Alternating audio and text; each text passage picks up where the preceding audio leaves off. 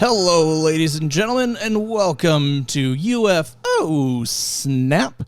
My name is Jake, and of course with me always is Lindsay. Hello. Hello, everybody. Hello, hello. Welcome back. You've made it to episode 3. Congratulations. Uh-oh. We getting ready? Of course. I'm so ready for this one. I'm very excited for this one. I'm so ready for this one. If there was if this podcast ends after this episode or goes on for 20 more years, this episode is going to be the one that I'm the most excited about, or at least to date. We're going to get into probably my favorite quote-unquote UFO conspiracy story that out of all of them, if there was ever one that I could be like, please be true, this is the one that I want to be true. Out of them all, I think I'd rather have this one true than Roswell. Like, if you came back to me and you're like, well, Roswell, that's just, secret balloon. Secret balloon. Secret balloon. I kind of love the secret balloon, though. So stupid. It's so stupid. But if there was ever one that I want to be real, it's this one. Yes, this one's more fun. It's way more fun. But for those of you who are just tuning in for the first time, shame on you. Go back and listen to episode 1 and 2. You kind of got to listen to this shit in order. Yes. There's a timeline to it, a literal timeline. We're starting in 1947 and we're working our way forward. And we've gotten up to, we got past Kennedy. Yes, we went through the Kennedy sphere. Yeah, what did we do? Give me a recap real quick. Oh my gosh, we talked about so much government fuckery. Fuck yeah, we did. So much. We started with Roswell, the rancher on his ranch, and they took a week to come out and see it. And then they said it was a balloon, and then it was a secret balloon. Secret fucking balloon. Oh, they totally did. And what's funny, though, is that rancher, later on in life, too, I want to say I read this somewhere, that he said that he regretted calling him. He's like, I wish I wouldn't have called him. Like, this whole thing turned, just fucking kept it. Yeah. I mean, probably, right? Yeah, I would have. Oh, man. Secret balloons. Secret balloons. They'll get you. Secret government organizations, MJ-12. Oh, man, they'll get you.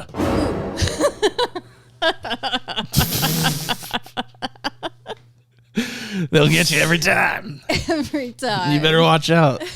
just when you think it's safe to go back into the water, MJ-12's there. MJ-12's there. That's it. You think it's the shark from Jaws? Nope, MJ-12. That was actually what was in those waters. What was in those eyes? Those lifeless eyes, like a doll's eyes. MJ-12. We're gonna need a bigger government.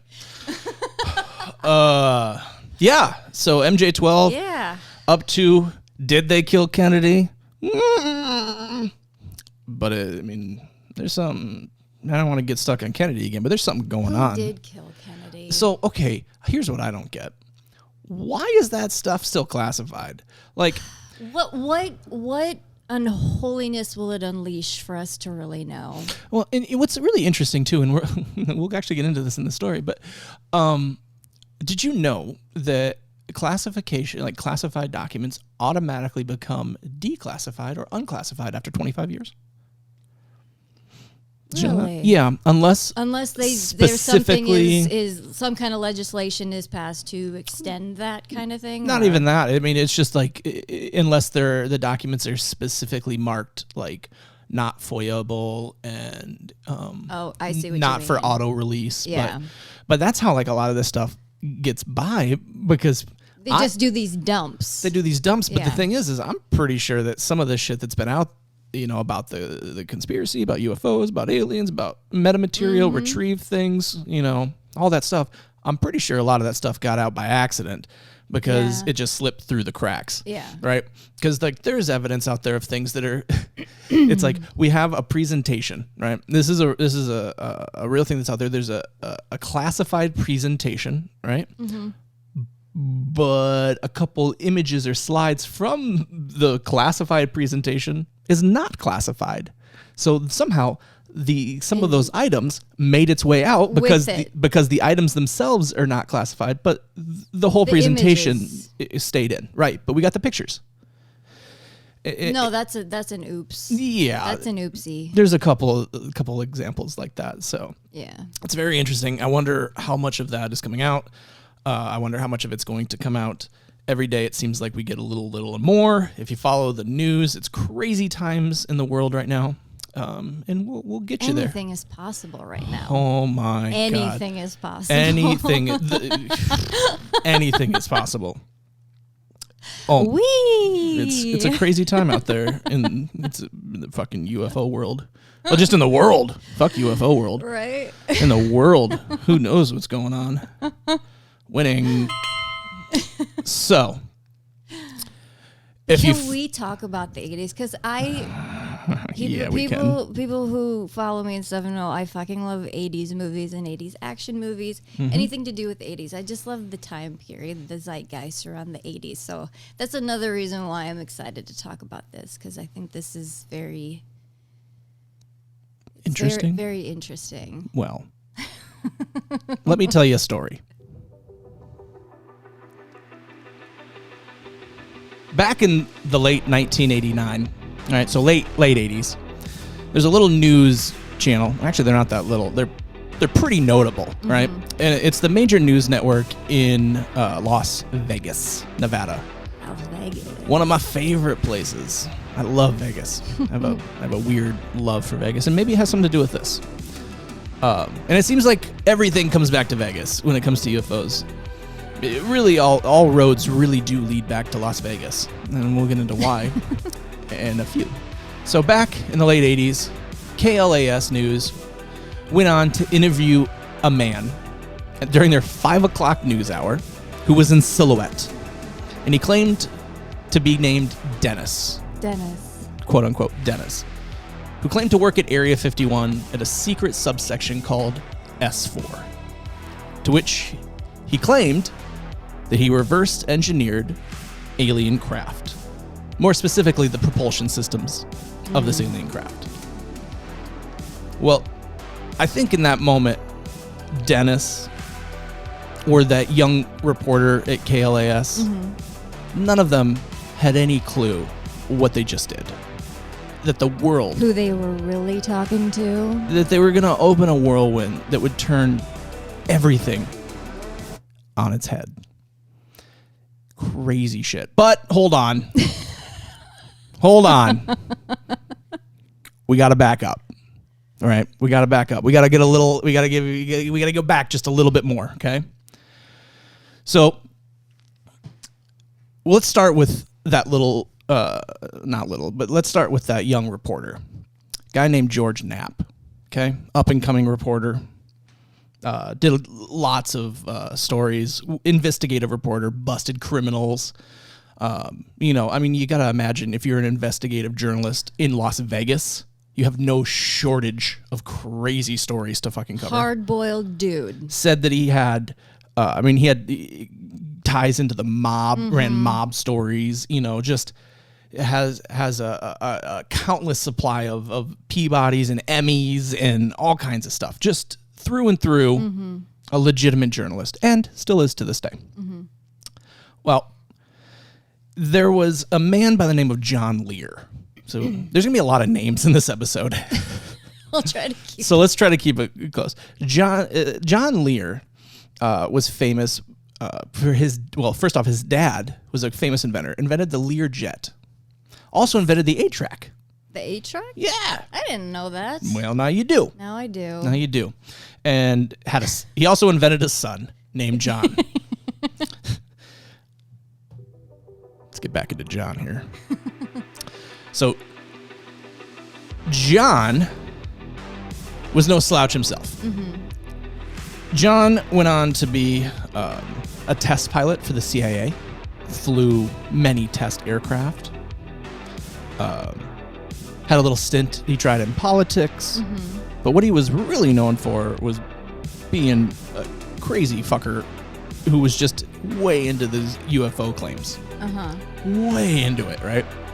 Well, John had himself a bit of a notable reputation with KLAS. Okay, he had some credibility because he would bring them outlandish things that turned out to be true. Okay. About this little test site up at Groom Lake called Area 51. Now, at this point, people knew that Area 51 that there was like something going on up there in Vegas in that area, but they didn't know exactly what was going on. Right? No. They just knew that there was like a test site and strange things were happening. Well, so Very hush hush. very hush hush. Well, Lear would come in and he had like photos up close of the base, and he's like, "Look at this. There's a lot happening than just a little airstrip and a little test thing. There's some stuff going on."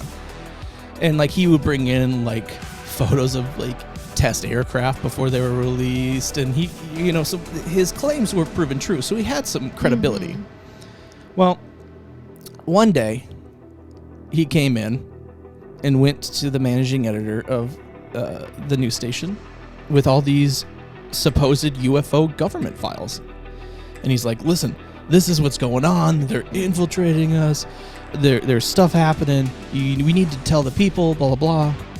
And the managing editor was just like, "Dude, get the fuck out," right? Like, you're insane.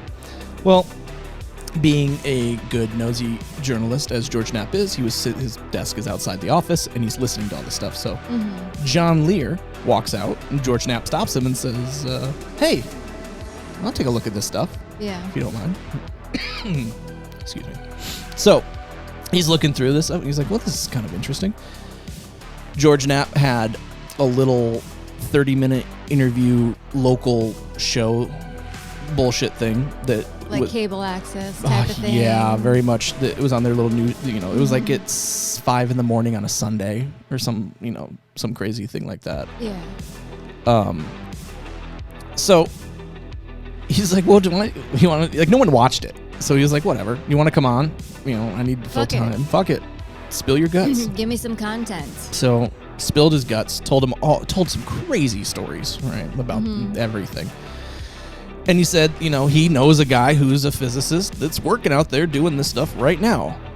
Oh, okay. Well, it was probably, the phones lit up. It was a huge segment. So they had John Lear back on again, and, it became a whole thing. It sparked interest. Oh, yeah. Because here's something that could possibly, this is something new. Yeah. Yeah, but you got to remember, at this time, no one ever even heard of Area 51. Like, not really. No. And definitely not for aliens. Like, not even close. So, fast forward a little bit. George Knapp has an interview segment in the 5 o'clock news that dropped out on him last minute. So he's like, this might be interesting. So he called up John Lear and he said, "Hey, do you think we can get your friend and to come on?" And so we did. And then the world was introduced to Dennis. It's Dennis. It's Dennis. So, it goes without saying though that like John Lear was out of his fucking mind. Oh yeah. No, like he's total batshit. Oh my god. It's weird because like he got a bunch of shit right, but then he's also just completely wrong. Kind of reminds me of Alex Jones, honestly. Oh god. Kind of, oh, you got the globalists. They're coming in. Globalists from the left, globalists from the right. Oh, George Soros. It's Infowars.com. Oh, Jesus Christ. So then again, Alex Jones, he said a lot of things that turned out to be true.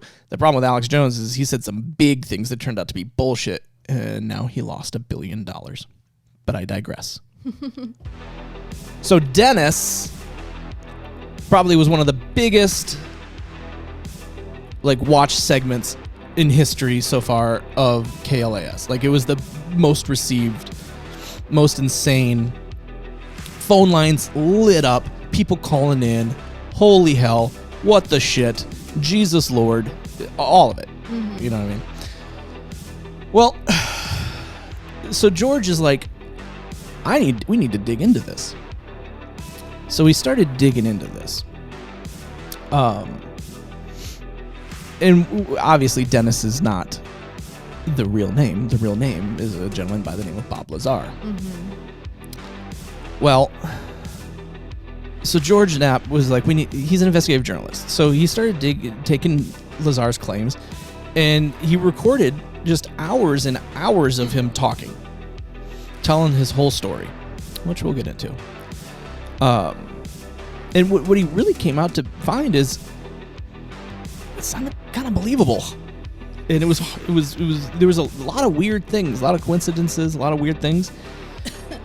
And as we'll get into, the farther, the closer you get from him then to now, shit that he said then turned out to be true years later. But that wasn't at the time. So, let's go back. Bob Lazar has a couple degrees. He's a physicist.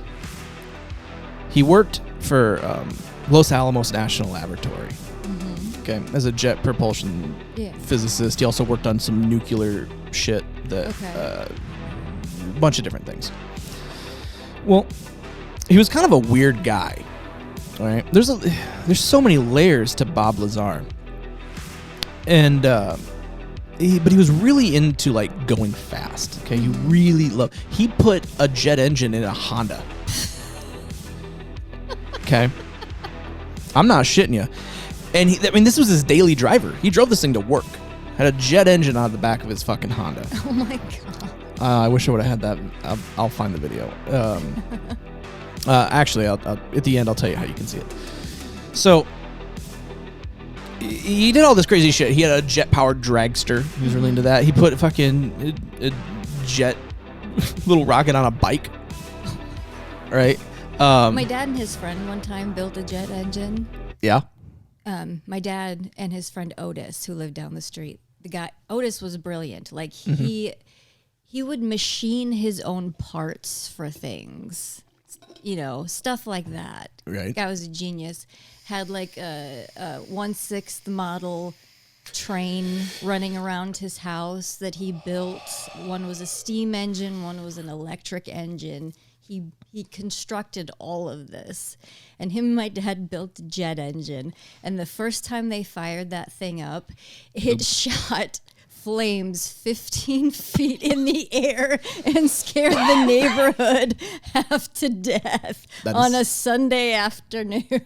On a Sunday afternoon. They would have got along with Bob Lazar. Oh, definitely. that's the shit that he was doing. Oh yes. Yeah, but did they have a particle accelerator in their bedroom? Otis might have. I have no idea. I didn't see it at home. Well, Bob Lazar did. He was way into this stuff, right? And so he's working at Los Alamos National Laboratory, and because the question is, okay, how do you get from Los Alamos National Laboratory, right, to working at Area 51? Yeah. Where's that jump at? How do you do that? Well, while he was working at Los Alamos National Laboratory, okay, and for this Honda, the Los Alamos local newspaper did a story on Bob. And on there it said, Los Alamos physicist Lazar makes jet car. And there's a picture of his jet car on the front page of the newspaper and shit, right? So,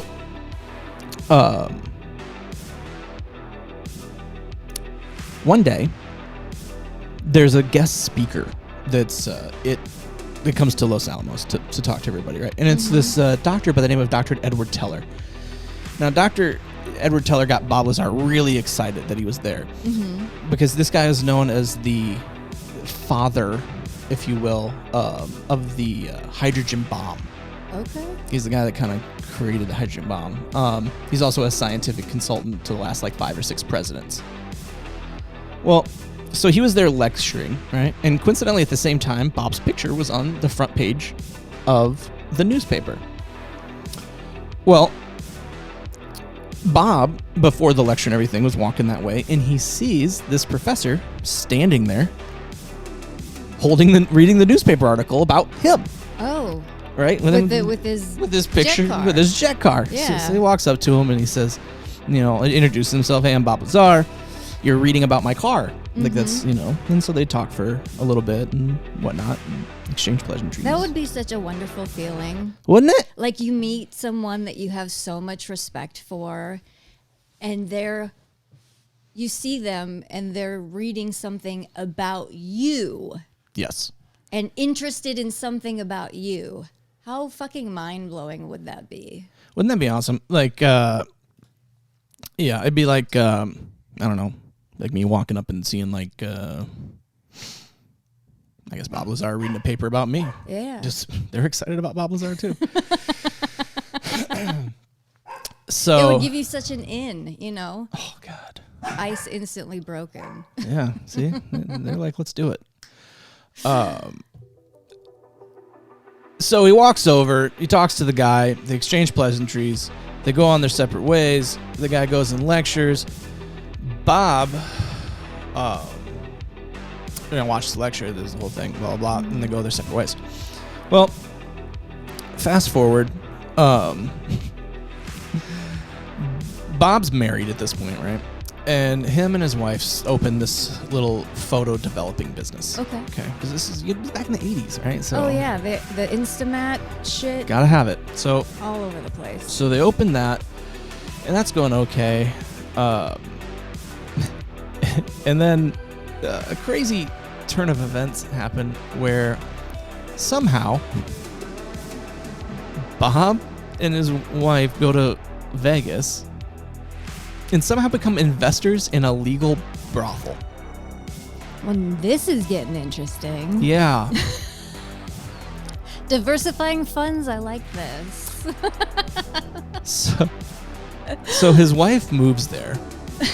It's called the Honeysuckle, by the way. In case you want to know. Oh my God. The Honeysuckle.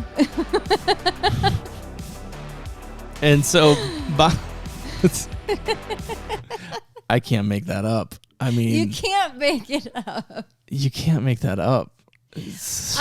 I want to see the movie so bad. Ladies and... I can just picture it in my head. I can picture the tone. I can picture the color palette of this entire story. It would be so amazing. He did go on record and say that he has been reached out to. Since everything has happened. He's had to have had offers. He turns them all down. Many offers because he doesn't want to seem like he's cashing in on it. And he's not. I know. We'll get there. I know. I'm just like, it would be so amazing. Wouldn't it be? Such an amazing story. So Bob's a pimp. Basically. And so he goes and his wife moves out and works at this brothel. And he stays back at Los Alamos. But the brothel starts making like so much money that he really doesn't need to work in. So he moves out and they start like managing that together. Okay. And then they figure, you know what? Let's open up the photo business here. Because they do it out of their house and it's like delivery and stuff like that, right? So they open the photo business up. Well, Bob is just fucking awful at like responsibility. Yeah. So he fucks up all the finances and all that shit, right? I mean, he goes through, I think he went through like 3 different bankruptcies. Wow. And at this point, his wife dies. Oh God. Yeah, but he's already remarried, but he wasn't divorced. Like, listen, you can be kind of a bad, like not a great adult, Bob, and still work on UFOs. So, but Bob, I think, yeah. So Bob, mind you, both of his marriages, I'm pretty sure, were at like little Las Vegas, like little chapels. I love that though. Actually, his second wife, he married her twice because I don't think the first one was legal. Oh God! So we had to do it again. Yeah. No, I love the kitsch. It's so dumb. It's so dumb. Okay. So we got the photo business going on.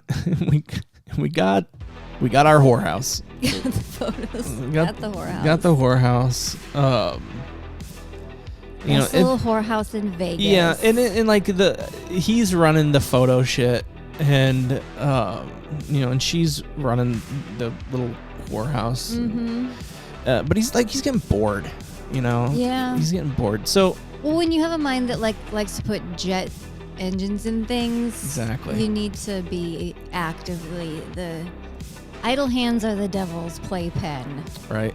That's true. So he puts his resume together, and he sends it out to everybody, just all kinds of different national laboratories around different things, and then he doesn't know why he does it, but just on a whim or whatever, he sent it off to that doctor that he had the conversation with, the father of the hydrogen bomb, Dr. Edward Teller. Well, Dr. Edward Teller, I guess, gets back to him and says, okay, I'm not hiring for anything or whatever, but I think I know something you'd be good for. So I'm going to forward this over to people I know at this contracting company called E.G.G. E.G.G. is a like a government contract kind of organization that handles staffing and things like that. Mm-hmm. So Bob goes in and has his interview with this E.G.G. And he says it goes really, really well. Mm-hmm. Now, from what everybody says, Bob is a pretty humble guy, but for some reason, he really felt good about this interview. He's like, I was answering questions that I know they didn't think I'd have answers to. Mm-hmm. And he's like, and they asked me a lot about my personal life, like what do I do outside of work, like the jet stuff and his interests. The interests, big time. Where do his passions lie? Yep. And so they were really curious about that. So they get all of that stuff together, and they give him the job. They're like, okay, you're hired for this secret project. Oh, okay. Sure, dude. Sure. Yeah, exactly. See? So he goes, and he says it's really weird. They call him on the phone at weird hours, and it's a person on the other end, and they say, you have to, or the time is now 7:23 p.m. Please report by 8:25 p.m. And then hangs up. And so he has to go to EG&G, which is on at the time, McCarran Airport in Las Vegas. Okay. They have their own little hub, little area there, right? And which is now called the Harry Reid Airport. I didn't realize McCarran changed his name. But they did. I didn't know that either. Remember that for future episodes. It's now changed to the Harry Reid Airport, named after the great Senator Harry Reid from that area. That becomes important later in life. So, I digress. We get Bob, goes down there, and he gets on this plane. Now, this plane is not have any identifying marks on it, except for it's white and it has a red stripe around it. Okay, no identifying marks. It's a big fucking Boeing plane, and it fills up with people. Okay, now they're commonly referred to as the Janet flight. The Janet flight. The Janet flights. It stands for just another non-existent terminal. Oh. Mm-hmm. Now, these flights go from... That's so adorable, by the way, isn't it? That is just adorable. It's so adorable. Just another non-existent flight. Terminal. Yes. Yes, Janet, not Janeth. Janet flights. Yeah, so Yeah, it's weird, right? So in these flights, They're being cheeky. well, these flights are like they're not uncommon. I mean, I don't know if have you ever seen a picture of one of these? I have not. Yeah, so this is like if anybody local that lives in Las Vegas or is down there a lot, they see them every day, All the time. Yeah, They come in and out all the time. all the time. Yeah, so you can see all of the Janet Airlines? Yeah, not a real airline. So, and what they do is they are there to transport people from the EG&G out to this secret base, Area 51, that we recently just started hearing about. Now, mind you, Bob Lazar, well, at this point, Dennis. This is the first time people have heard about this Area 51 majorly. People locally kind of knew that there was something going on out there, whatever. But it's the first time anybody's ever heard of this. And no one has heard of S4. But we'll get there. We'll come back to that. So Bob gets on this plane, and he goes out, and it flies out to Groom Lake, which is not an actual lake. It's a lake bed. It's dry. And he lands, and there is a whole base, a whole operation set out there. A lot going on. Lots of stuff. But there's this blue bus with blacked out windows, and he gets on there, and he meets his liaison.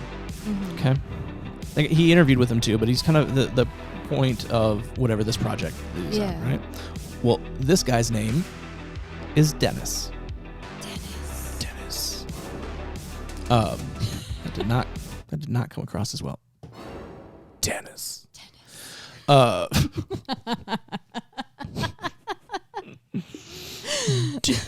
I should have had like Dennis the Menace music. Dennis the Menace. Dennis. Just Walter Matthau screaming the name Dennis. Dennis. Oh man, Walter Matthau. If y'all haven't seen Grumpy Old Men, you're missing out on a classic. Holy shit. Burgess Meredith in those movies is the funniest shit. Yeah, he played the Riddler in the 60s, kids.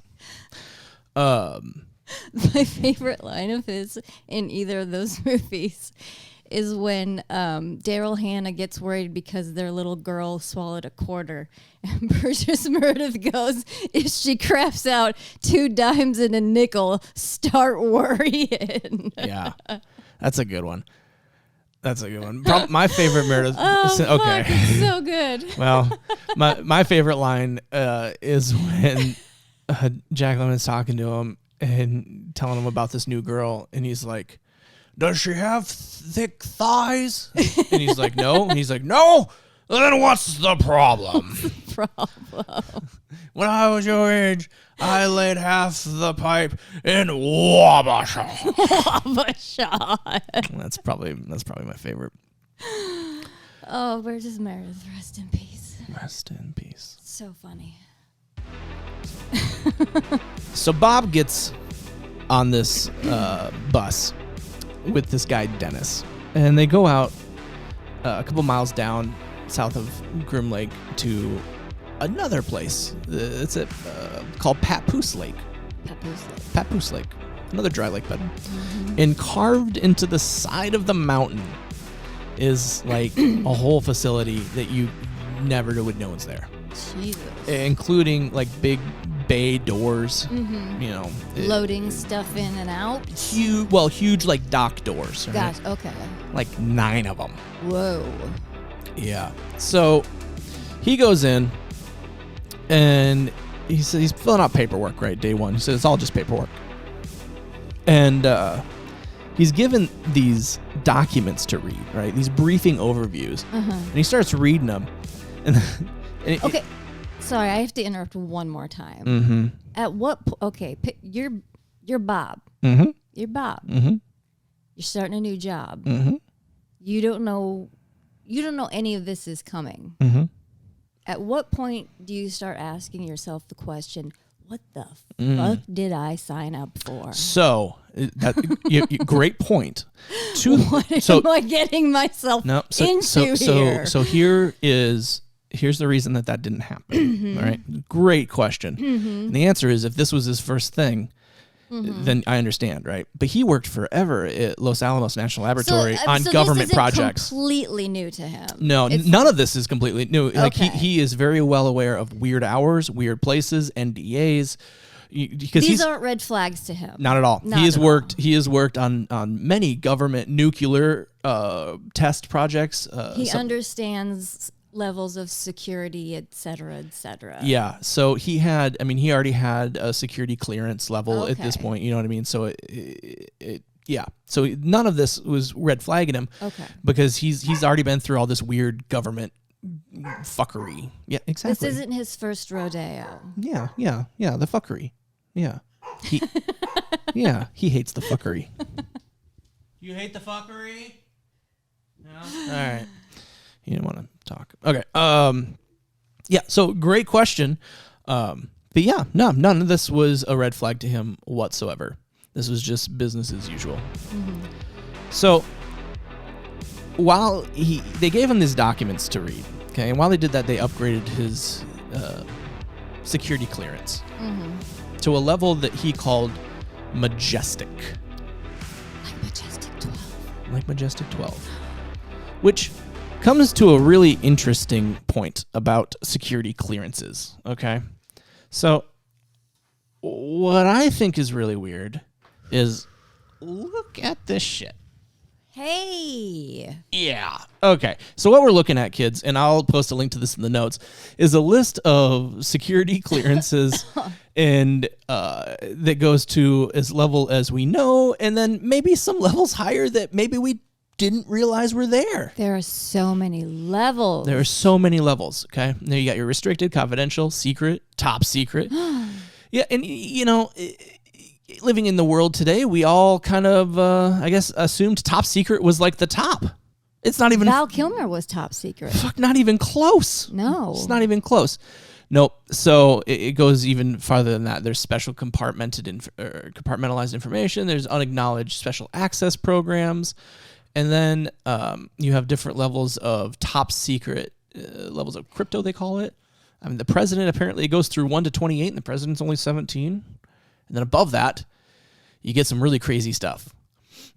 And do you think there's like some ZD-27s out there that think they're like at the top of the game, but they don't even know? I'm gonna say those ZD-27s, they don't even know. I'm gonna say there's top secret crypto level 18s that are right above the president that don't, you know what I mean? Like, they don't even know. The president probably, I'm sure they think that they're on top, and it's like there's so many levels above them. So many levels. Well, the top all the way is majestic, which, I mean, come on now, what's going on here? Majestic 12. Hello. Is it a coincidence that the top most level of security clearance is called majestic? Is that a coincidence? I think not. I think not. So, talk about fuckery. Oh, so much fuckery. Yeah. So, but my fear is that even the Majestics don't even know. Oh, I think they're the only ones that do know. Honestly. So, he reads this document, right, about the program, and he doesn't believe any of it. He actually thinks that it's like a weird disinformation, or maybe it's a test, because it's talking about crazy shit. It's talking about aliens. It's talking about recovered craft, and where they recovered it from. And they said it was an archaeological dig, and these things are like 10,000 years old, and these are really old things, and they have 9 of them. 9 is a lot. It's a lot. And they talked about where they're from, which is some fucking place in the Zeta Reticuli system. I don't even know what that means. It's apparently it's like a star cluster galaxy fucking system thing. I don't know what that means either. So, but he's just like, okay, whatever. Because mind you, at this point, no one's told him that he's there to fucking do anything with aliens. All right? Like that hasn't entered the picture yet. Hasn't even come in. He's So they're processing his shit. He's reading these documents, probably thinking like, whatever, buddy. Okay, sure. And then that's it. That's it for the day. And then he goes home. And it was just like a getting to know you day, like a little. It's paperwork day. It's HR day. Ice cream social. It's HR day. Yeah. So he goes home and he's like, oh, well, cool. All right. Then he waits a little while, and then a couple days later, the phone rings again, and it's please report. The time is whatever. Please report whatever. And so same thing happens. He goes and he gets on the plane and he goes out and he gets on the bus. The blue bus. The blue bus. But this time things were a little different. Oh. So this time when he goes out, and they're like, we know you're not backing out now. This time, all those doors are open. So when the bus comes up, instead of going through they have a security access door. Well, this time they just kind of walk through the hangar door.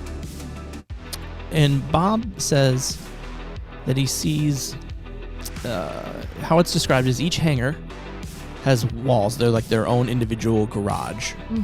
And there's a door in between each hangar that lets you access throughout, right? But they're not wide open to each other. They're doors. It's like I want to picture this very Ralph M. McQuarrie looking kind of thing. It's probably a little more rudimentary than in my imagination, but for funsies, I'm just thinking very McQuarrie with your descriptions. I think how hotels have you can get hotel rooms that have the door between the two different rooms. Yeah. That's how this is. Gotcha. And then so he goes in through the first one. And he sees it, and he describes it as this silver flying, or not flying, but it's sitting there like this silver kind of disc-looking thing. And it had an American flag sticker on it. He remembers that, had a decal. That's funny. And he said, he looked at it, and he says, I remember very specifically saying, oh, well, this makes sense. This is why everybody thinks they're seeing these UFOs. It's our plane. This is a test thing that we have been building into. Well, this makes sense. And in his head, he's like, oh fuck, this makes sense now. Yeah, everything makes sense. Mystery solved, everyone. Yeah. Thanks for coming. You fucking idiots, all you stupid fucking idiot faces out there thinking you seeing UFOs and shit. Turns out you're just seeing some spy plane bullshit. Yeah, no, we came up with this. Yeah, we came up with this shit. Ha ha ha. And he goes, this is from our brain. This is our brains. He says he remembers touching, he reached up and touched it. And someone immediately screamed at him. Like in my head, I just picture some alien kind of reactionary, blood curdling scream, no, don't touch the thing, not a hey, you get your hand off, get your damn hands off her kind of moment. Get your damn hands off her. Yeah. Just screeching visceral reaction to him touching the alien technology. Yeah. No, I think it was more fucking don't do that. Beat it, nerd. Or I'll shoot you kind of a thing. Yeah. So that's so funny. And so they walked him through and they walked him in, and they took him to his lab area where he's going to work. And that's where he met the other man in his life. Barry. I like Barry. I like Barry. Barry liked Bob. Oh, good. Barry was happy. Barry has been working on this for quite a while. And I should state that by this point, Bob has learned that he's there to work on some sort of propulsion engine thing, which makes sense because that's his whole bag, right? Yeah. Is propulsion and engine, and stuff like that. Honda CRX. And that's got to feel good for Barry, that he finally has some help. And also that the help knows what the fuck they're talking about and what they're doing already and doesn't need to be babysitted. Well, Barry had help before. Okay. So there's always... It turns out how this all works, according to Bob, is awfully... And what they do is everything's really compartmentalized, and no one's allowed to talk to other people. So you had one like pair working on metallurgy, and one hand can't know what the other hand is doing at all. And even on this level, right? So like the people that are working on electrical can't talk to the people that are working on what the craft's made out of. Who can't talk to the people that the linguistics or propulsion for that matter, or any of this. And it's really frustrating because these all like. You really need to talk to each other. That's how science progresses. Yeah. And it really frustrated Bob. Yeah, collaborative thinking, brainstorming is so productive. Yep. And so times. it really frustrated Bob. That being said, Barry definitely had somebody before Bob got there. And we'll get to why Bob's there.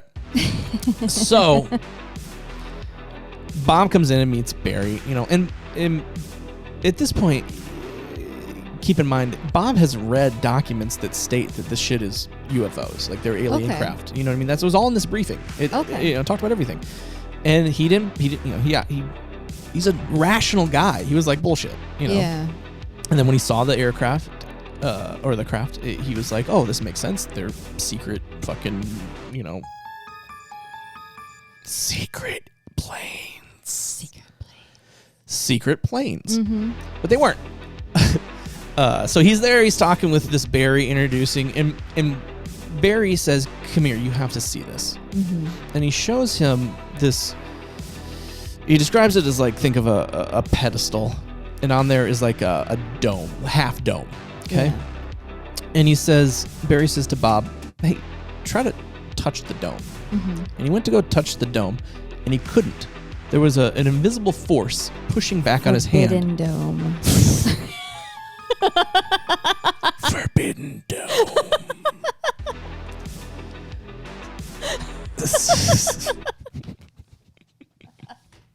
Forbidden dome. Hold on. Forbidden dome. Do I have anything left in this? Oh shit. Oh yeah, there's one more go right on that. Okay. Hold on, I gotta warm this up. For Forbidden Dome. Forbidden Dome. Oh man, that sounds like. Isn't that the name of the new Indiana Jones movie? Indiana Jones in the Forbidden Dome. Oh god, I'm crying.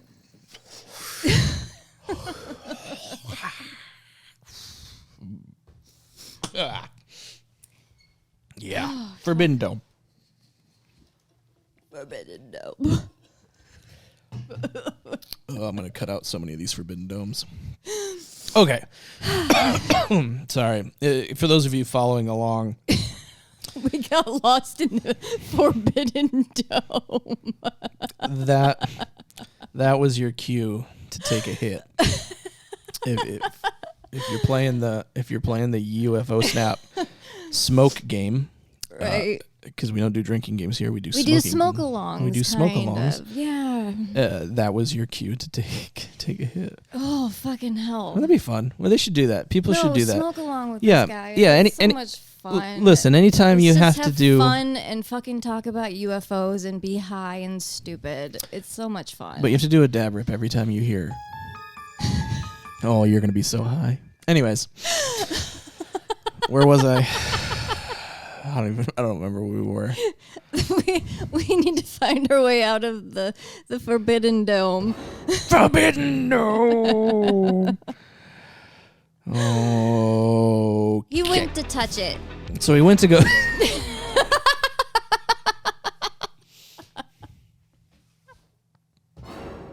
Oh. Okay. Oh, shit. So Barry's like, touch my ball, Bob. And Bob tried with all of his might. He could not. And he couldn't touch his ball. And he described it as like, you ever take two like magnets and you have the like poles and they push away from each other? That's so much fun to do. It's like that, but without the magnets. When you have really like powerful magnets, because my dad used to have a shit ton of like really powerful magnets in his classroom, and just trying to force them together with like all of you'd have like two people like each pushing on one, trying to push it together. Yeah, you can't. It's just the craziest shit. Well, now imagine doing that without the magnets. Oh. Right. Mm-hmm. So, Bob's like, wait a minute. That's when it clicked in his head. Yeah. We didn't make this. No, this is where, yes, UFO, but this is where alien UFO. Yeah. This is we don't have this technology. This is a gravity generator. This thing is producing its own gravity. It's impossible. Yeah. It's impossible. It defies all laws of physics and our science and everything as we understand it. Yeah. It's not possible. So that's when he was just like, oh shit, okay, it's time to get real. Like this is legit. So he started working on this thing with Barry to try to, his goal was to figure out how does it work and how they can reproduce it. And they learned a lot. In George Knapp, when he was interviewing Bob, when Bob came forward as Dennis, after the Dennis part, George made a point to really dive into Bob's story, right? So he checked him out, and weird things started happening. But we'll get there. Okay. So, first off, apparently, to what we're talking about, like Barry needing some help. Yes, poor Barry.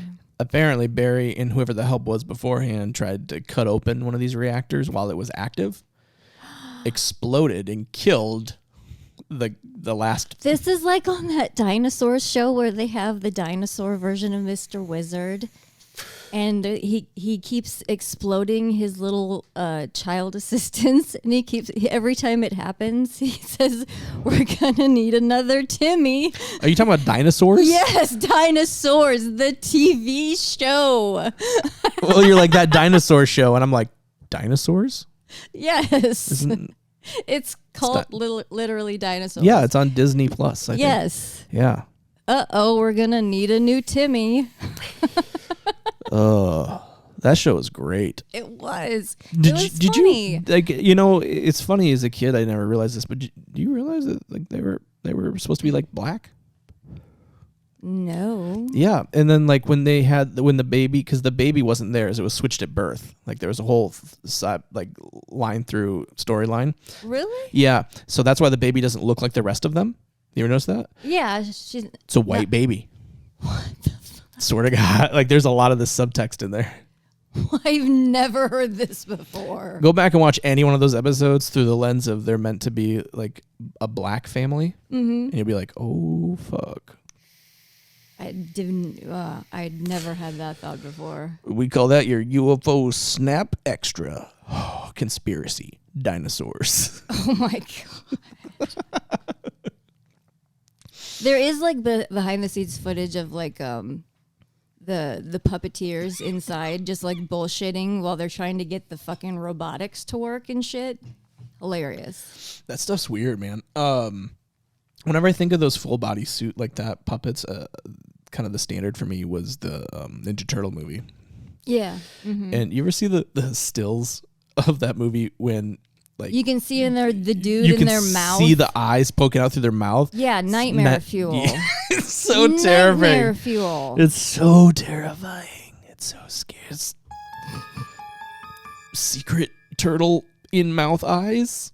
Mouth turtle eyes. I don't know. Whatever. So, Bob continued to work. Jesus. And,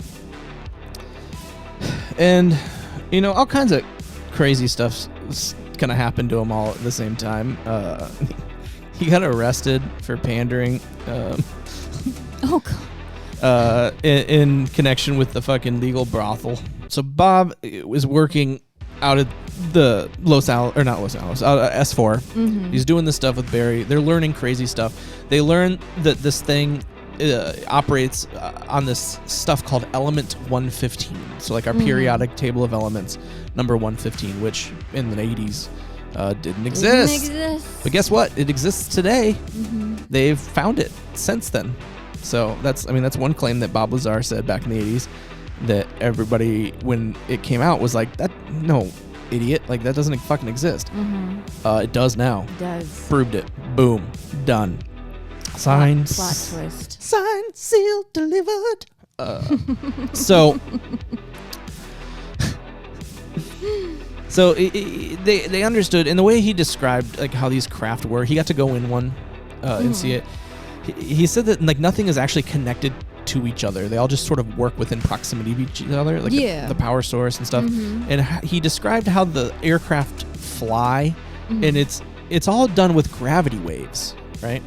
So that was really interesting because back in the 80s, according to science, gravity wasn't waves. As far as everybody knew, gravity were particles pressing us down, right? It was a force, but it wasn't waves. And then Bob was like, this thing works on gravity waves. And they're like, that doesn't exist, that doesn't Bob. And then in 2014, fucking science is like, oh, guess what? Gravity is a wave. Like it's true. Oh, there's number 2. Oh, whoops. There we go. Yeah. I mean, it was impactful as well. Yes, it was. So loud stab. Yes. So there's number 2 for Bob. I mean, so the shit that it ran on, they said it doesn't exist. Oh, it does now. And then he's like, oh, it works because it creates gravity waves. Oh, gravity just starts in a wave. Oh, it is now. Fucking A, Bob. You know, it's madness. So, oh, fuck.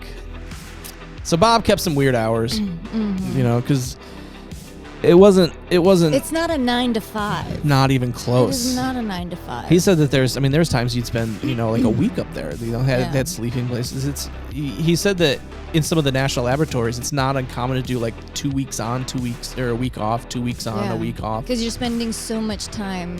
That's a hell of a commute, you know? That's a hell of a commute. Yeah. It is. It really is. So, but the thing is when he signs up to do this, right, and you get apparently this level clearance, you have to give away a few rights. Yeah. That being said, you give away the right to privacy, really. You basically sign away and allow them to wiretap your phones and monitor your shit, right? Yeah. Because you can't be working on these crazy things and have like instability. Okay? No. So they need to. You are a piece of fruit that can be squeezed. Okay. You know what I mean? No. Yes. What? No, people in these situations. This metaphor works. Just let me finish it. Okay. They need to know if there's anything that makes you vulnerable. Yeah. Yes. Is what I'm trying to say. Yeah. You could be squeezed for information. Yep. But you are a possible chink in the armor. I think that's racist, but okay. Oh my God, Jesus Christ.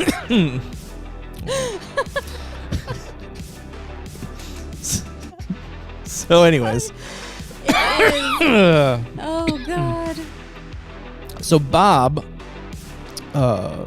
in between doing apparently his photo business and shit, and because he still was doing that part-time with his new wife, his wife. He's married her twice. So nice, he married her twice.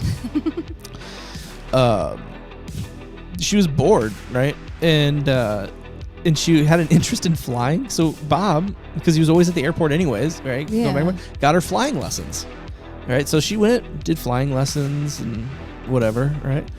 Well, she started to like get suspicious because Bob couldn't tell her what he was doing. No, but it's like, why the fuck are you getting on a plane every day?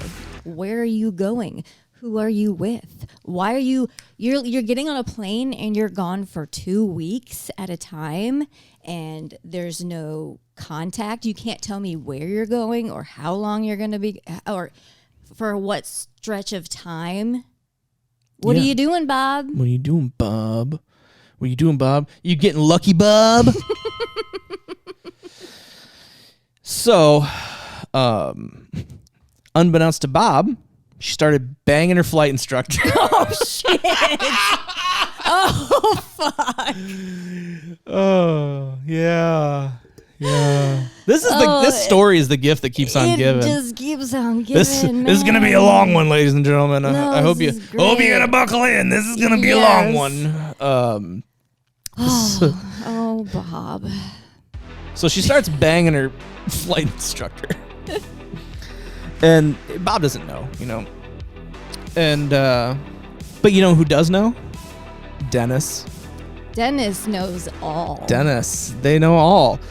And so the thing is that could be an instability. Mm-hmm. So instead of like calling him out, what they do is they just kind of stop calling Bob. They just sort of see if this is really worth it. Yeah, just kind of see. Well, just see what's happening here. Just so they quit calling him in for work. So he's not getting the call, and so days and days and weeks go by and weeks go by, and so he starts like kind of freaking out a little bit. Yeah, like what happened? What the fuck? And so he goes to his two friends. The one guy's name escapes me, but the other one is John Lear. Mm-hmm. And tells them, so like, hey guys, I just gotta tell somebody. Like, I'm working at S4 for the Navy at Area 51, and this is the shit I'm doing. Yeah. And of course they were like, fuck you. Like, no, you're not. And he goes, sure, Bob. Yep, sure, Bob. Tell us another. Okay, Bob. Okay, Bob. Okay, Bob. Yep. Okay. So what you're telling me, Bobby, baby, booby, what you're telling me is you go and you get on your little plane and you go out into the lake that's not there, the invisible lake, okay? And you get on a blue bus. And you get on the blue bus. Is it a big blue bus? Big blue bus that takes you with no windows. A blacked out window, big blue blush. Blush. Whatever. Fuck you. And then you go down to another dry lake, and you go into a mountain. And then you say, when you're in the mountain, you got the little aircraft, the flying saucers. And there's a forbidden dome. Forbidden dome. Sure, Bob. So you got the forbidden dome, and then you can't touch so you're touching Barry's ball, and then you cut the forbidden thing, and then if you cut it open, you fucking go kaplat. That pretty much got it there. Did I get I think we covered it, yeah. Yeah. So Bob goes, all right, motherfuckers. I'll prove it. Some shit. I'll prove it to you. Because I know when they do test flying, because they test fly these fuckers. Mm-hmm. And I got the schedule. Turns out they do it on a Wednesday. A Wednesday. They do it on a Wednesday because the traffic is the lightest. So come on and let's go. So they fucking go. And they go out, and Bob takes them where they are, and they say, watch, and sure as shit, they fucking see fucking something flying up and doing some crazy maneuvers and for a little while, and then goes back down, and it's done, and these guys look at him and what the fuck? Bob Lazar is like, are you not entertained?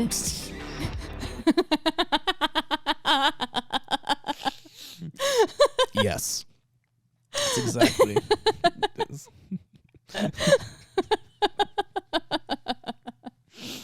Yeah, I mean that's what he said. That's exactly what he said. That's what he said.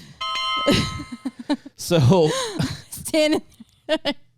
standing there like Russell Crowe. Like what? What? I love it. So naturally, what do you do after you see a bunch of or a UFO flying around? And what do you do then? You're gonna fucking tell somebody. No. I would. No, you know what you do? You get back together next week and you go back and see the shit again. Oh yeah, that too.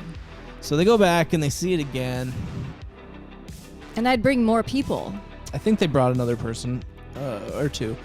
And then it sort of became a thing. And then they go back again, week 3. Mind you, they haven't called Bob to come to work yet, right? So week 3. And Bob admittedly says that they got a little careless. They made a party of it. They fucking brought RVs out and shit. There's actually video from them being out there. Oh god. Yeah, it's like, I mean, it's really. But I mean, it really is such a festive activity. Let's go fucking Look at the fucking UFOs. Yeah. Make it a party. Why not? So they're sitting there, right? And it's pitch black out, right? Obviously, they're not gonna have any lights. They don't want, it's just you can't see your hand in front of you, right? And they sort of hear something as they're waiting for the UFO, right? Kind of in the distance, and then they see this green thing appear, and they see it fall to the ground, and it starts getting closer, and then they realize this night vision scope kind of rolls into frame. And they're like, what? And they look up, and lights kick on, and they're surrounded by fucking guys with guns on them, military. Oh, my God. Fucking trained on them. The dickhead dropped his fucking scope, his night vision scope. Oh, no. Yeah, and it rolled towards them. So they fucking haul these guys in, okay? Would you not, shit your pants? Oh, fuck, yeah. Oh, yeah. Just instant, oh, fuck. Yeah. Allegedly, nothing happened to any of the other people. They fucking must have just scared them enough and let them go on their way. Yeah. But Bob, they had sequestered in a room, your typical, I imagine, would look like a interrogation kind of room. Or something. Well, the door opens and in walks Dennis. Fucking Dennis. And Dennis, like a fucking boss, sits down, looks at Bob, takes his hand, hits fucking play on a tape player that's on the fucking table right there. And Bob sits there and listens to some fucking sexy time phone calls between his wife and her flight instructor. Oh my God. They fucking... They dropped it. They fucking dropped it. They were like, so this is going on. And Bob's like, uh-oh. Because Bob had no idea. No. And so this was the first time that he fucking heard this, but Dennis is just like, listen, motherfucker. Now you're in fucking deep trouble. You're done. Okay. So... But he knew that they were listening. Did he know that they were... Bob knew that he gave them permission to do it. Okay, that's what I thought. He's like, it's part of the... So that part wasn't a surprise, that they were listening in on his phone calls and stuff. The surprise was she's banging the flight instructor. Yeah, she's fucking, fly me to the moon. And so... Yeah, exactly. Her flight instructor is giving her lift and thrust. Hey-yo. Hey-yo. Hey-yo. Yeah. So, what happens from here is they fucking let Bob go. Yeah. They let him go. Gave him the information and said, do with it what you will. Kinda. But that's where shit fucking got way crazy for Bob, right? Now he noticed people following him. Cars would follow him, turn into him. One time a fucking car tried shooting at his car. Oh my God. He's had his house broken into many times. He's gone places and went inside and came out and his whole car has just been destroyed and shit. And this is where George Knapp circles back in, right? So George was trying to verify Bob's story. Yeah. And realized that, man, someone's really been messing with this guy. Yeah. They deleted his social security number. Oh my God. They deleted his birth records from the hospital. George Knapp said that when he called into administration, they went through and no, that wasn't here. That never happened. Well, then George Knapp got a hold of the doctor. Yeah. Was like, Yeah. That's yes. I pulled him out of his mom. Yep. And so George started realizing, he started hitting these brick walls everywhere he went. He called Los Alamos, right? And this is where shit gets really fucking crazy. And he goes, hey, I'm trying to verify Bob Lazar, employment. And they're like, we've never heard of him. We've never heard of him. So then this newspaper article comes out about his jet car.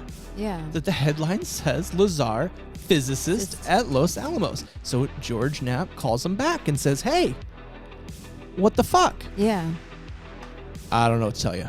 We don't know. We don't have a record of him. He never worked here, never knew him, never saw him. Don't know him. And then George Knapp comes across an employee phone book directory that lists Bob Lazar. Now what? Now what, motherfuckers? Now what? And then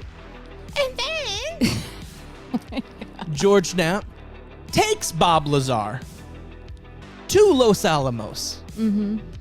They walk right in the fucking front door. The security guard, hey, Bob! He knows exactly where he's going. No one stopped them. No. He'd wave to people. People would wave and say hi to him. They knew who he was. He knew everything about that place. Mm-hmm. Weird for a place that he doesn't ever work at, right? Yeah. They went to a part where Bob was like, oh, this is when they were installing this new fucking particle deal and they were pouring the foundation. Here's where I wrote my last name in the fucking concrete. What? Yeah. With the year. The only way you can explain that is if Bob Lazar is a time traveler. No, let's not go down that rabbit hole.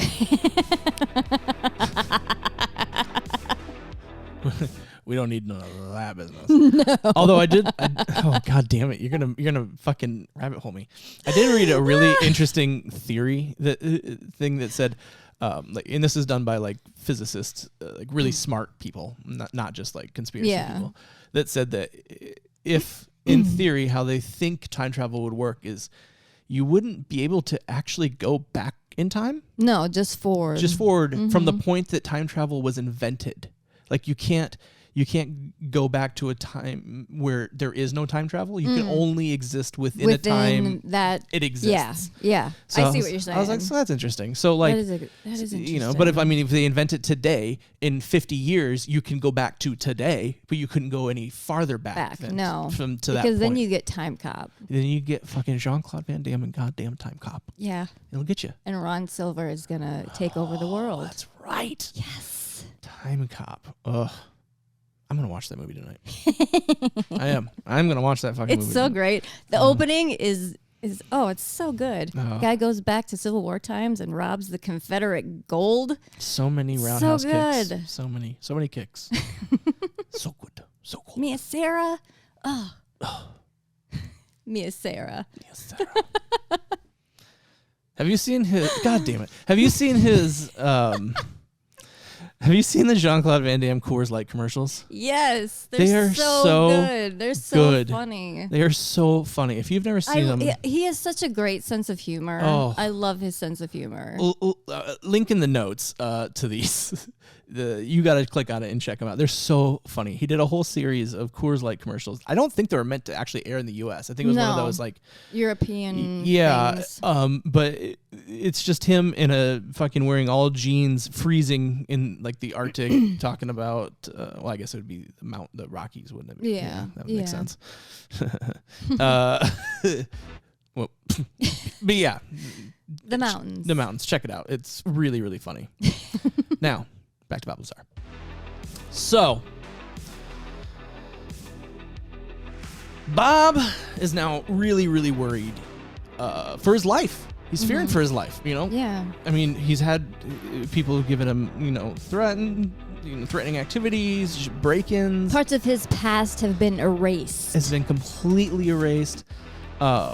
His education has been erased. There are tons of different things, right? Mm-hmm. So, at this point, Bob is like freaking out. Mm-hmm. Okay. So that is why he decides to tell his story in the first place as an insurance policy. Yeah. Like that, just to, so that way he keep him alive. And I think a lot of that was that John Lear being like, you need to do this. Call their bluff. Yeah. Call him out, do it. And he did. And so after he said that the night that that story ran with Dennis, quote unquote Dennis, he got a phone call and it was the real Dennis. Mm-hmm. And he said, do you know what we're going to do to you now?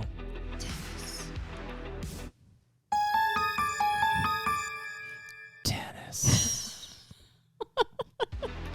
And yeah. And so George Knapp, like I said, dived into his past, and I mean there are some holes, right? His education's a big one. They can't. He says he has degrees in a couple different things, but they don't exist. Okay. And he can't prove them, and so that's a hard one for people to get around. But I don't know. A lot of his stuff is pretty credible, and then going forward, things keep happening to him, like still to this day. So one of the reasons that I think Bob Lazar is really credible is, unlike some of these other people that we'll get into in later episodes about this stuff, is he's never really like benefited. He's only been hurt by this story. He's never gained anything. He doesn't go and do, UFO conventions. He doesn't sell a bunch of shit. After years, he eventually came out with an autobiography. He doesn't even live in the area anymore. He lives in, I think, Washington. Yeah. And owns a little, like, science supply company. That supplies weird science shit. Oh yeah, like you always need little pieces of tube and glass and uranium stoppers and chemicals and all that kind of lab shit. Yeah, and he sells it all, and it's a lot of fun. And so he's not really benefiting, and if anything, he's being hurt. Now, what got me into this whole story with Bob Lazar was I saw this documentary called Bob Lazar, Area 51 and UFO or Flying Saucers by this dude named Jeremy Corbell. It's a very important name in the UFO world. You will hear that name often. Okay. Big player name, just like George Knapp. Big player name in the UFO world. Well, he makes this documentary. It kind of tells Bob's story, and then takes you up to like what's going on today. You know. Now, allegedly, Bob snuck a piece of this element 115 out. Sneaky Bob. He fucking stole some. Sneaky Bob. Sneaky? Risky Bob. Risky Bob. Risky Bob. and he thinks that they've been trying to like get it back, right? So it's really interesting in this documentary. They show that that they're still listening to him. Like he has a conversation with this filmmaker, and then literally the next day his business gets raided. Whoa. By like 5 different agencies, and they said that they were just looking for a receipt from something that he sold to a guy. It had nothing to do with him. But bullshit.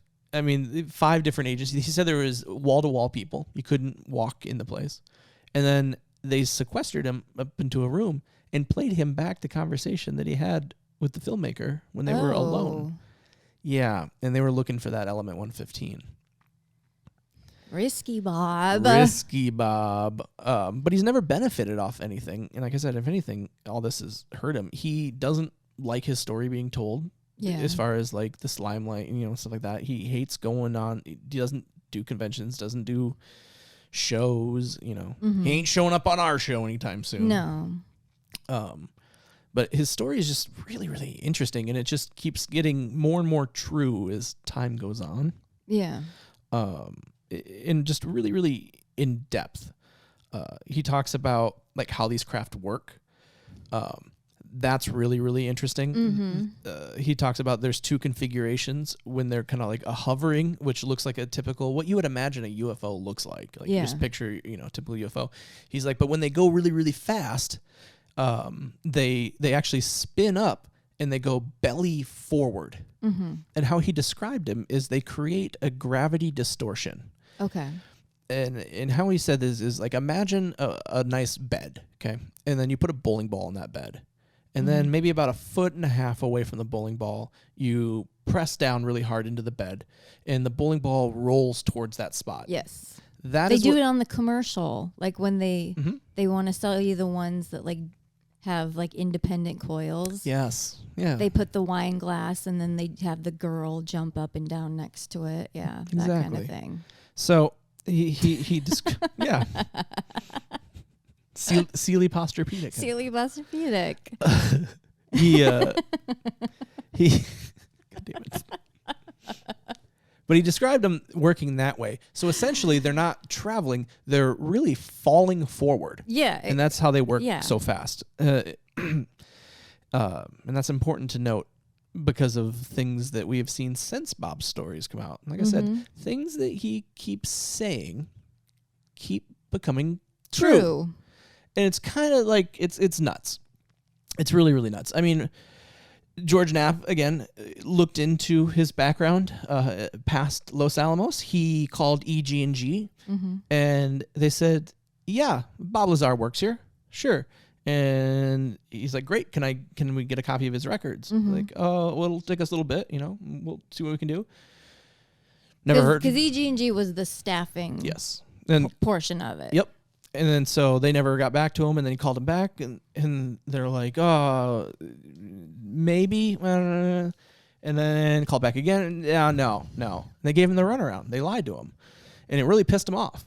Yeah. Because they gave him the runaround, and so that's what sparked his, like, it made him like a vendetta almost to like, I'm gonna show you motherfuckers, But the more and more that you look into Bob Lazar's story, the crazier and crazier it gets because of the things that were not true then but are true now. Yeah. And like the knowledge that he had, like that, like S4, right? Like everybody now has heard of Area 51. Once his story came out, everybody and their cousin made a path to Area 51. All the news organizations, Area 51, what the shit, But even today, people don't know what S4 is, right? Well, back then, again, George Knapp, he was all over it. Called up Nellis Air Force Base and said, hey, do you guys have an S4? And they said, yeah, we do. Oh. And then he's like, well, can you tell me what you guys do there? Nope, it's classified. But it's there. But it's there. But it's there. But if you call now, they say no. They'll deny it. But they didn't then. So, Bob Lazar's, it's a crazy, crazy story. I really recommend that everybody goes and checks out that Jeremy Corbell documentary, Bob Lazar, Area 51 and Flying Saucers. It's free on YouTube.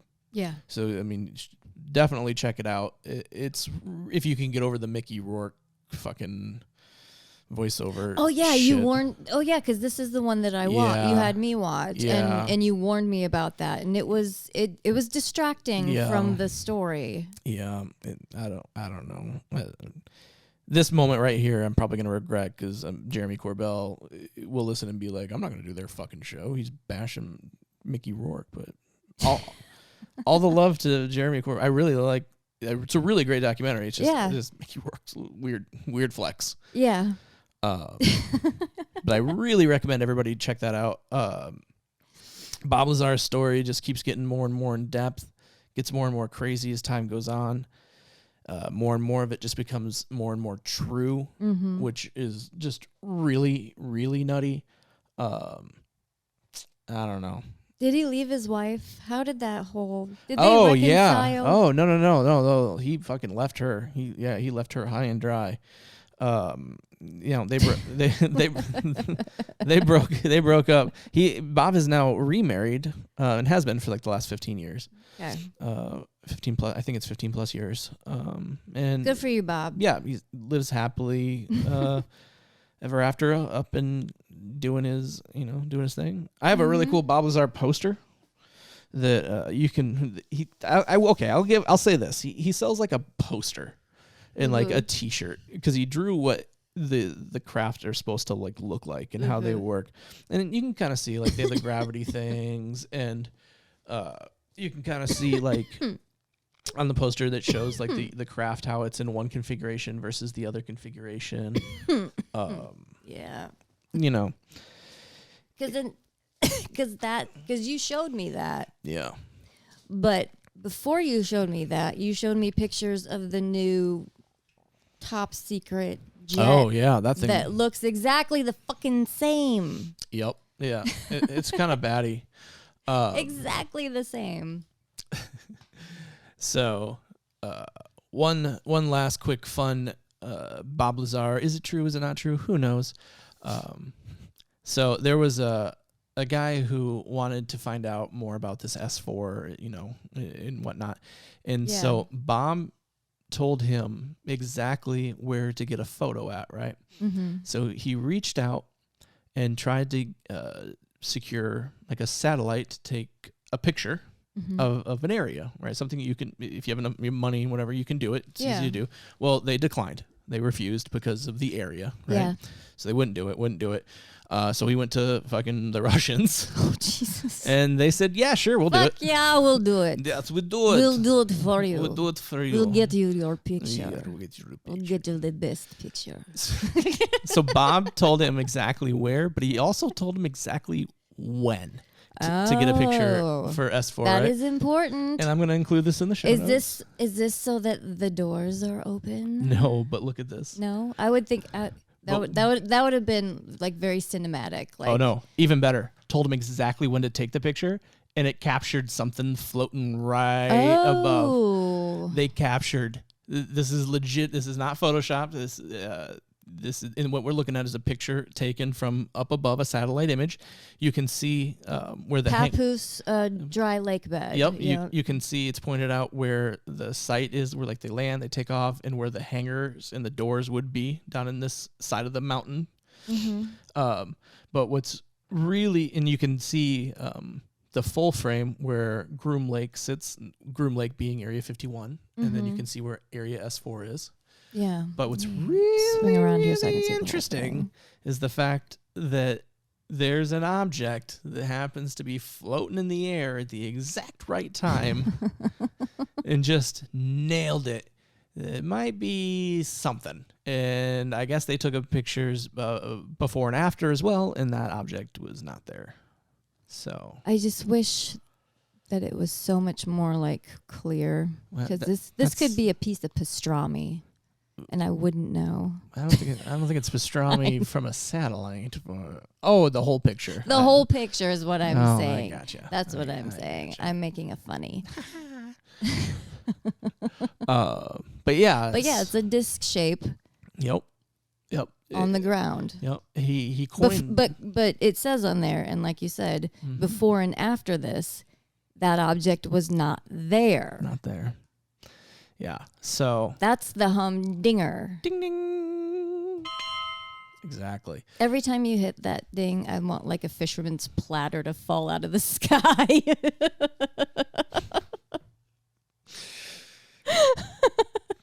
All right. Just a shrimp basket. Can I get more cocktail sauce? If I could get. It's making me think of the Long John Silver. It's just. Oh my God, Long John Fisherman's Silver's. Friday. Long John Silver's where the shrimp tastes like the fish and the fish tastes like the chicken. You don't know what you're eating. It all tastes the same. It's a glistening white meat of some kind. Yep, and then there's always like, did you know hush puppies aren't supposed to be that dark? Yeah, I don't know if y'all knew that. They're not supposed to be that brown. Like, they're not. Like, those are burnt. Those are burnt, and they're gross. That place is gross. And if you really want Cheddar Bay biscuits that bad, they sell the mix now. Well, that's a different place altogether. Ah. Yeah, that's Red Lobster. Red Lobster. Yeah, no. Red Lobster's much better than Long John Silver's. It is. Ugh. Ugh. But it's like, okay, I have a serious question about this. A very serious question. About Long John Silver's? Yes, because it kind of haunts me. Okay. I never see anyone eating at a Long John Silver's. Ever. I don't see it. How is that company still in business? Long John Silver's. I don't know. I mean, they combined with A&W. That's true, they did. So maybe. And A&W is a classic. Yeah, I don't know. But I'm just like, Long John Silver's. Yeah. It's a conundrum. It is a conundrum. I don't know. Where's Bob Lazar at when we need him? He can solve this problem. So for those of you keeping track, we looked at started in the mid 40s, and we worked our way up through the 80s, and because what I took away from what we've talked so far on this episode, because we got through the beginning in Roswell, Yes. the start of the secrecy surrounding it, and now that secrecy is starting to have leaks. That's right. It's starting to With come Bob apart. Lazar. That's where we are at in this timeline. It seems to me. Yeah. That's what I'm tracking it as. Yeah. And the leaks are proving true. The leaks are proving true. Now, the government at this point hasn't really said much, right? And they really haven't said much since closing down Project Blue Book. You know, and then of course, if MJ12 is a thing, they're not going to say anything. But as an official response, they just kind of ignored this, right? And why would they? It's not like it's not like they have secret programs that study UFOs, right? Right? And if they did, it's not like it's gonna like get out. No, it wouldn't do that. And if it did get out, it's definitely not gonna be taken serious. Like Who would take that seriously? definitely not the New York Times. Oh. That's right. Thank you for hanging out with us on this episode. I hope you've enjoyed it. Please do me a huge favor and visit all of our socials and like them and love them and comment and let us know what you like and what you don't like and all that stuff. We want to hear from you. And hey, if you got yourself a UFO situation or an encounter or a story, let us know. Send it to us. DM us. Dropping them Love to hear about it. Dropping them DMs, girl or boy or girl boy. We don't discriminate. All are welcome. All are welcome. So, thanks for joining us. I'm Jake. I'm Lindsay. Stay elevated, my friends. Bye!